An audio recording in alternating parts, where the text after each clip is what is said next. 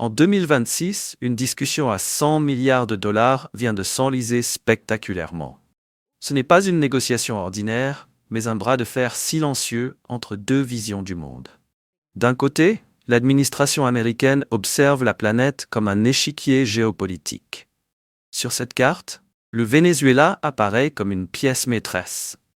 Des réserves pétrolières colossales, parmi les plus importantes au monde, mais laissées à l'abandon depuis des années. Pour Washington, l'équation est claire. Reprendre le contrôle opérationnel du secteur, relancer la production, puis attirer massivement le capital privé pour reconstruire toute l'industrie pétrolière. Le pétrole n'est pas seulement une marchandise, c'est un instrument diplomatique, un levier de stabilité régionale et un outil pour remodeler les alliances internationales. Mais face à cette ambition stratégique, une résistance inattendue s'est dressée. Pas celle d'un État rival, mais celle des plus grandes compagnies pétrolières américaines elles-mêmes. Le message envoyé par Washington aux entreprises est volontairement simple. La politique a fait le travail difficile, les sanctions évoluent, le cadre se stabilise. À vous maintenant d'investir. Mais dans les conseils d'administration, la scène est tout autre. Les PDG ne regardent pas des cartes géopolitiques. Ils concernent les tableaux de risque, les clauses contractuelles et les historiques judiciaires. Pour eux, le Venezuela n'est pas une promesse.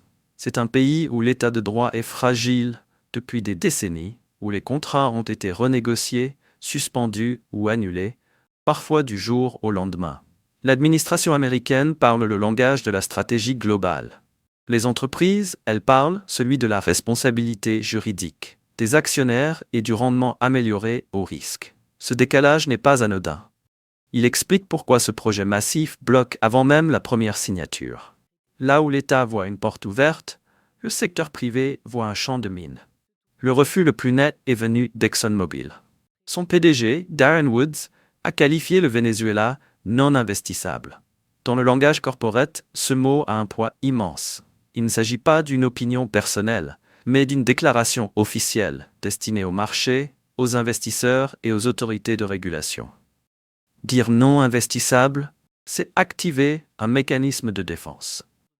C'est affirmer que, selon tous les critères internes, aucun investissement ne peut être justifié sans mettre en danger la responsabilité des dirigeants.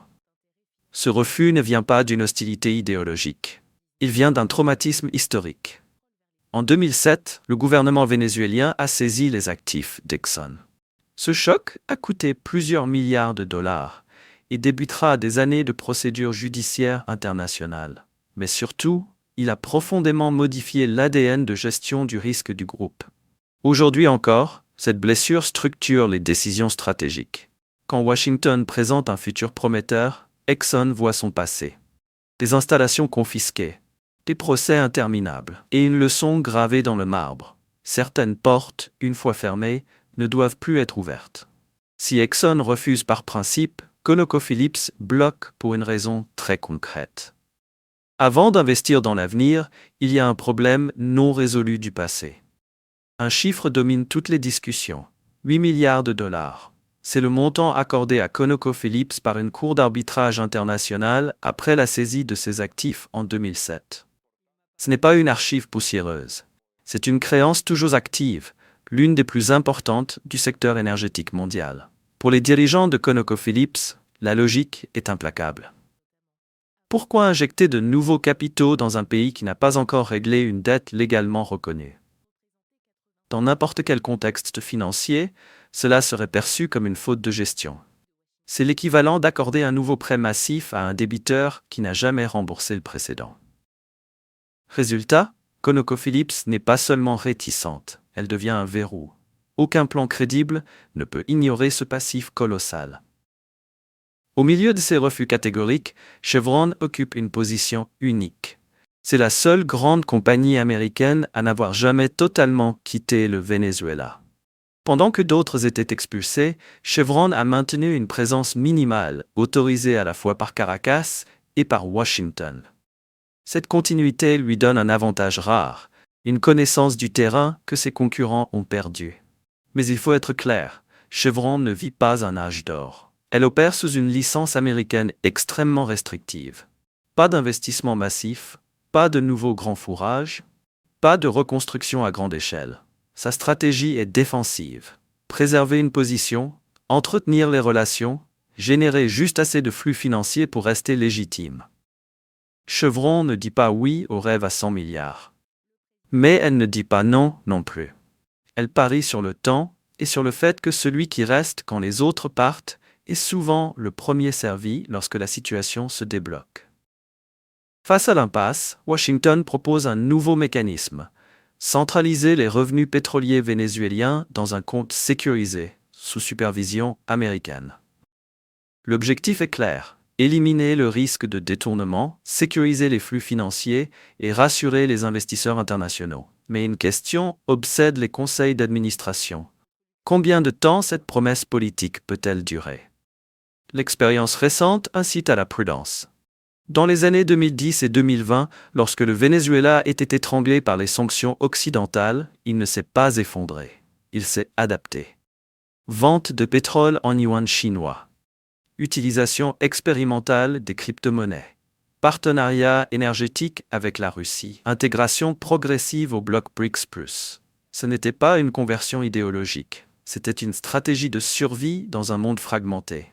Aujourd'hui, cela change profondément le rapport de force. Les États-Unis ne négocient plus en position dominante. Ils négocient face à un pays qui dispose désormais d'alternatives, imparfaites, mais réelles. Alors, le projet est-il condamné? Pas indispensable. Si les géants refusent, Washington pourrait changer de cible. Se tourner vers des acteurs plus petits, plus agiles.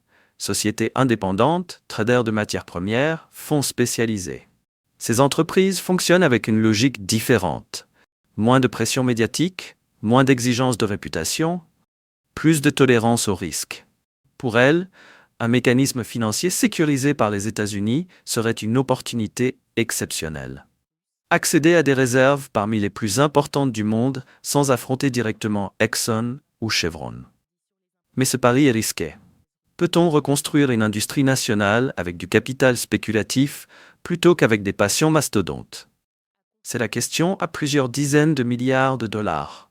Le blocage autour du pétrole vénézuélien dépasse largement le cadre énergétique. C'est une photographie saisissante du nouvel ordre mondial en construction. 3 forces s'y affrontent. Des États qui utilisent les ressources et la finance comme instrument géopolitique. Des multinationales capables de refuser, même face au gouvernement. Un monde multipolaire où les pays disposent d'un éventail de partenaires. Ce scénario se répète. Avec les minéraux critiques, avec la technologie, avec la finance. Le Venezuela n'est pas une exception. C'est un laboratoire du futur.